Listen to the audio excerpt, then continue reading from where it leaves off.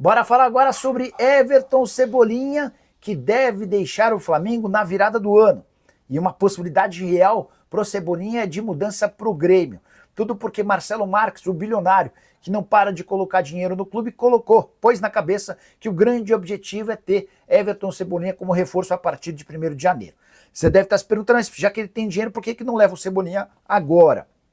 Vale a lembrança de que o atacante já disputou 14 partidas no Campeonato Brasileiro, o que o impediria de defender um outro clube na Série A do Campeonato Nacional. Dessa maneira, o Grêmio vai focar esforços para contratá-lo a partir do 1º dia do próximo ano, com uma observação importante. Como o contrato do Cebolinha com o Flamengo se encerra em junho do ano que vem, ele vai poder assinar um pré-contrato a partir de janeiro. Como a ideia do Grêmio é contar com ele logo no início do ano, vai haver a necessidade de uma negociação com o Fla, mas imagina-se que por cifras bem inferiores aos 14 milhões de euros que o Flamengo investiu quando o comprou do Benfica. Cebolinha perdeu espaço, tem jogado pouco nas últimas 4 partidas do rubro-negro, ele só esteve em campo em uma. Jogou 1 minuto contra o Internacional e não saiu do banco, contra Grêmio, Vitória e numa outra partida contra o Colorado. Cebolinha muito identificado com o Grêmio, ele faz o início das suas categorias de base no Fortaleza e se muda ainda para a base do Grêmio, onde se torna profissional, jogador que disputou ou vestiu a camisa tricolor entre 2013 e 2020. Só para completar, é importante destacar que o Cebolinha ganha na casa de R$1,5 milhão mensais, sua saída certamente garantiria um enorme conforto para a folha salarial rubro-negra. Hora de falar sobre a lavada do Flamengo em relação à concorrência quando o assunto é público. O rubro-negro lidera o Campeonato Brasileiro na classificação geral de pontos e também com alguma folga em relação a público. A média de público do Flamengo no Brasileirão é de 54 mil pessoas por jogo, número espetacular. Esses 54 mil torcedores por jogo em 11 partidas, o que significa que o Fla levou quase 600 mil pessoas nos jogos dentro de casa. O Cruzeiro é o segundo melhor colocado com uma média de 41 mil torcedores por jogo. O Corinthians tem 40 mil, o Bahia 37 mil, assim como o São Paulo. Na sequência aparecem o Ceará, 33 mil torcedores, o Palmeiras, 32 mil torcedores, e o top 10 é fechado pelo Fluminense com 28 mil, o Galo com 24 mil e o Internacional com 23 mil torcedores por partida.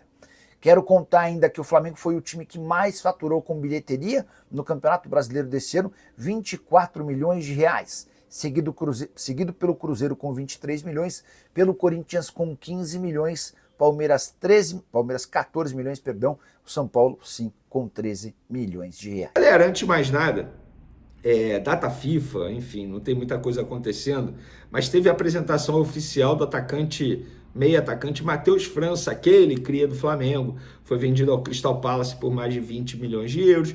Ele foi emprestado ao Vasco da Gama, inclusive fez a sua estreia no final de semana contra o Sport. E ele falou sobre a ligação dele com o Flamengo, ser cria do Flamengo.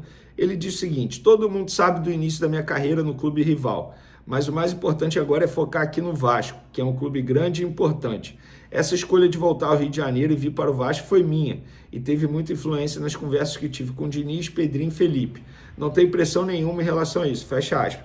Eu vou dar minha opinião em relação à saída do Matheus França ao Vasco.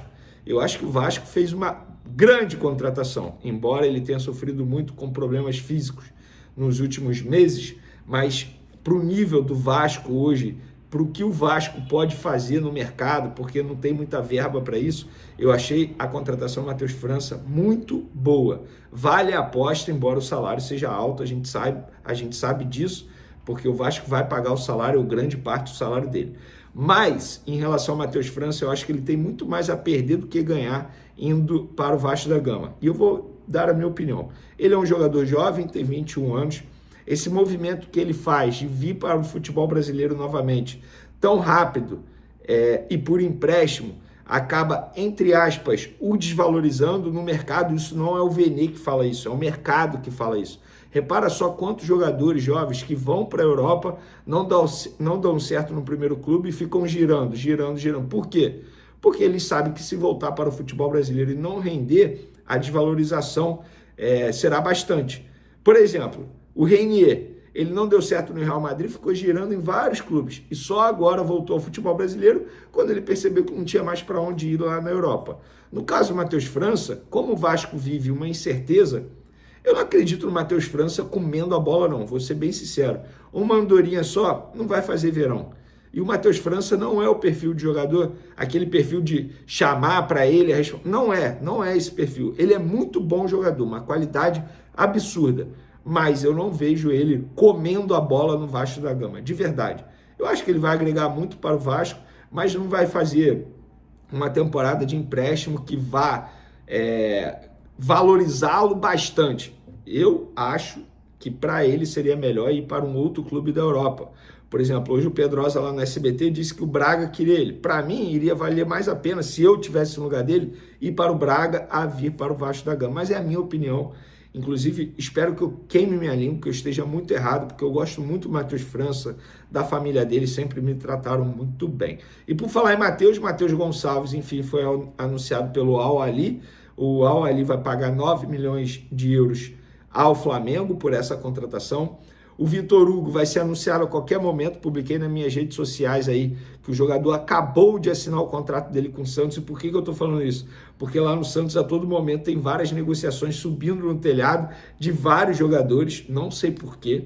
Não me perguntem por quê, não estou por dentro desses bastidores, mas a todo momento uma negociação praticamente certa volta atrás e não dá certo. No caso do Vitor Hugo, não tem mais erro. Ele já assinou o contrato, inclusive vai usar o número 29 lá no Santos, e a informação que eu tenho é sem opção de compra, inclusive já falei sobre isso aqui num vídeo, foi uma aula de negócio do Flamengo, porém o Santos terá prioridade na compra, ou seja, se o Flamengo receber uma proposta para vender o jogador, o Flamengo tem que consultar o Santos para saber se o Santos vai querer igualar a oferta. A gente sabe que isso será pouco provável, porque o Santos não vive um grande momento financeiramente falando, embora esteja fazendo contratações aí bem caras.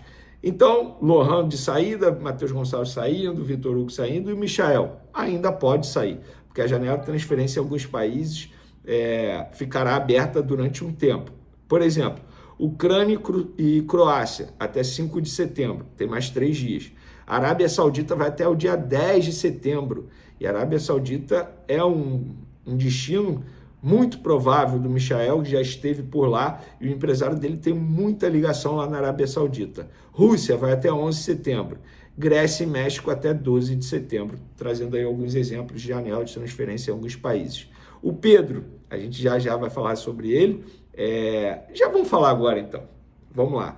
O Flamengo, acabei de receber a informação, publiquei nas minhas redes sociais, que no dia 26 de agosto, deixa eu ver que dia foi exatamente, terça-feira passada, aí, uma semana. Na terça-feira passada, o empresário dele, Juliano Bertolucci, entrou em contato com o Flamengo e enviou uma proposta oficial do Al Rayyan, do Catar. Eu vou até ver aqui se é o mesmo clube que está o técnico Arthur Jorge, porque tem tanto Al Rayyan lá fora no mundo árabe. É esse mesmo, do Arthur Jorge, que atualmente tem o Gregory, que estava no Botafogo, comandado pelo técnico Arthur Jorge, que também estava no Botafogo. Esse clube do Catar fez uma proposta ao Flamengo de 20 milhões de dólares para contratar o atacante Pedro. 20 milhões de dólares na cotação de hoje dá cerca de 110 milhões de reais. O Flamengo não quis ouvir, rejeitou na hora e falou que não pretende negociar o atacante Pedro nesse momento.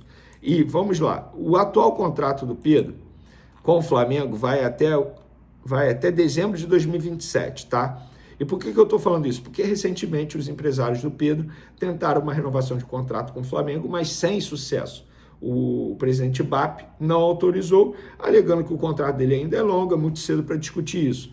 Os empresários usaram o argumento de que com a antiga gestão já tinha um acordo apalavrado. Desculpa o barulho aí, que o vizinho ligou nesse momento que eu estou gravando o vídeo aqui, a furadeira. Mas enfim, desculpa o barulho, não é culpa minha, é culpa do vizinho. Mas espero que dê tudo certo com o vizinho também, não vamos jogar energia negativa, porque se ele está fazendo isso é por alguma necessidade. Mas peço desculpa novamente pelo barulho. Mas o contrato do Pedro vai até dezembro de 2027.